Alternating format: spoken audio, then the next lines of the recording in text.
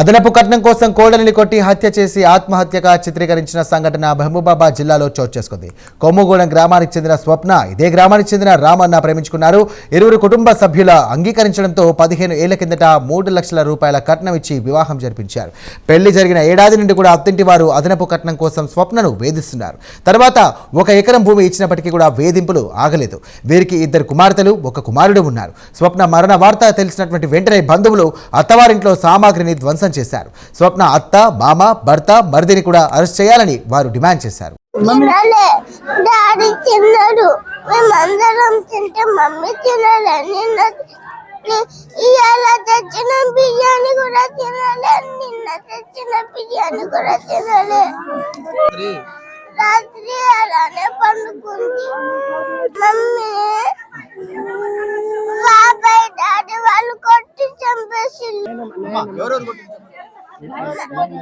మా నాయనమ్మ, తాతయ్య, డాడీ, ఇంకా బాబాయ్ వాళ్ళ ముగ్గురు కొట్టిల్లు.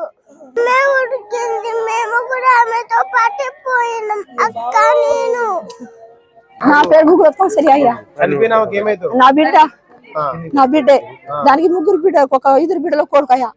అయితే రాత్రి మొన్న నా ముంగిలాలు గెలవలే ఆనాడు తెల్లందాకా అసలే మా పండినలే బాగా కొట్టిండు, బాగా తిట్టిండు.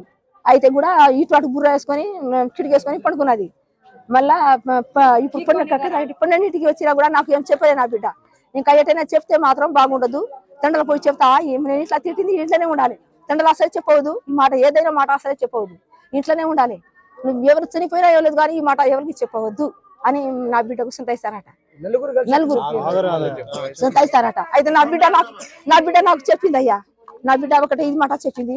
మళ్ళీ రాత్రి మాత్రం పొన్నెన్నిటికి మాత్రం నాకు ఏమంటాడు అల్లుడు, ఇగో నీ బిడ్డ నాకు అంతతో సమాధానం, నేను 5 ఏళ్ళు నేను జైలుకు మాత్రం 5 సంవత్సరం మాత్రం జైలు పోయినా వెళ్తా కానీ నీ బిడ్డ నాకు అసలు వద్దు అని అంటాడు అల్లుడు. అంటే నేనేమన్నా అట్లా ఎందుకు అంటున్నావు అయ్యా, నా బిడ్డ ఇంత కూర్చొని తింటున్నా, పొద్దున కానీ సారి ముందు కొట్టింది, ఎందుకు అట్లా తిట్టినావని నేను ఇదే మాట అని ఇప్పుడు దావుకున్నాయ్యా. అప్పుడు కానీ నేను ఏడుస్తున్నా. నా బిడ్డ మాత్రం ఇగో ఎట్లా చనిపోయిందంటే ఇగో బుజ్జి బాణది, బుజ్జి, కిస్రా, రావణ, నవీన్, వీళ్ళు 4 కొట్టిరయ్యా. 4 కొట్టి చనిపోయారు.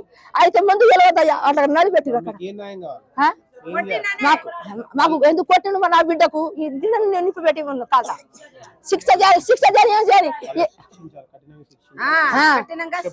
ఇగో నాకు శిక్ష అని ఉండు కానీ అది దానికి ఇక్కడ ఆర్గం నా బిడ్డ చచ్చిపోయిన వారు కూడా చచ్చిపోవాలి. ఇక్కడ ఇదే పరిస్థితి. నా బిడ్డ చచ్చిపోయిందో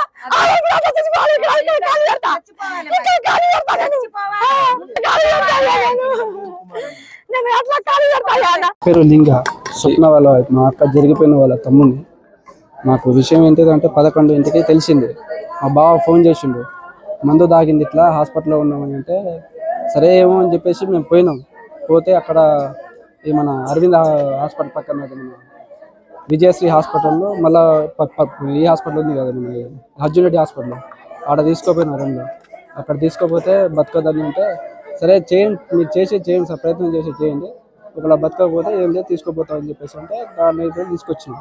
అయితే ఏం జరిగింది అని చెప్పేసి అంటే మా కోడలు మేము అడిగితే ఇట్లా మావయ్య నైట్ 2 రోజుల నుంచి అమ్మ అన్నం తినట్లేదు, ఏం తినట్లేదు, నాన్న వస్తాడు, గొడవ పెడతాడు, కొడతాడు, మళ్ళీ ఏమైనా అయితే మళ్ళీ అత్తమ్మ వాళ్ళు అసలు వరగట్లేదు, నానమ్మ వాళ్ళు అని చెప్పేసి అంటాను. అయితే ఇది ఏంటిదంటే అంతకుముందు ఒక 15 సంవత్సరాలు అయితే అక్కడికి పెళ్ళి. 15 సంవత్సరాల నుంచి ఇదే వేధింపులు, ఇది ఆల్రెడీ మన శంకర్ నాయక్, మాజీ ఎమ్మెల్యే శంకర్ నాయక్ ఉన్నప్పుడు హయాంలో అప్పుడు మన క్యాంప్ ఆఫీస్లో కూడా పంచాయతీ చేయడం జరిగింది. అది పత్రం కూడా ఉన్నది, అది నోటీస్ పెట్టింది, అది పత్రం కూడా ఉన్నది. అది అయితే ఏదైనా సరే జరగడానికి ఏమైనా కనుక జరిగితే పూర్తి బాధ్యత మాదే అని చెప్పేసి వాళ్ళు ఆయనలో తీసుకురావడం జరిగింది. అయితే మొన్న కూడా 2 రోజుల క్రితం అక్క ఏందక్క అని చెప్పేసి అంటే ఒకవేళ ఇబ్బంది పెడితే నువ్వు వచ్చేయి, నేను చూసుకుంటా, నేను సాదుకుంటా అని చెప్పేసి అన్నా. ఎందుకు వచ్చినాయి గొడవలు? కట్నం గురించి. అయితే ఇంకా కావాలి, ఇంకా మేము ఇది చైన్ మిషన్ తీసుకుంటాం, హార్వెస్టర్ తీసుకుంటాం అని చెప్పేసి తీసుకుంటాం. రామన్న, నవీన్, కిషన్, బుజ్జి, అత్తమావలు, మర్ది, వాళ్ళ మా అక్క వాళ్ళ మామ, బుజ్జి వాళ్ళ అత్త, రామన్న వాళ్ళ భర్త, నవీన్ వాళ్ళ మర్ది, వీళ్ళు కొట్టి చంపి తీసుకురావడం జరిగింది.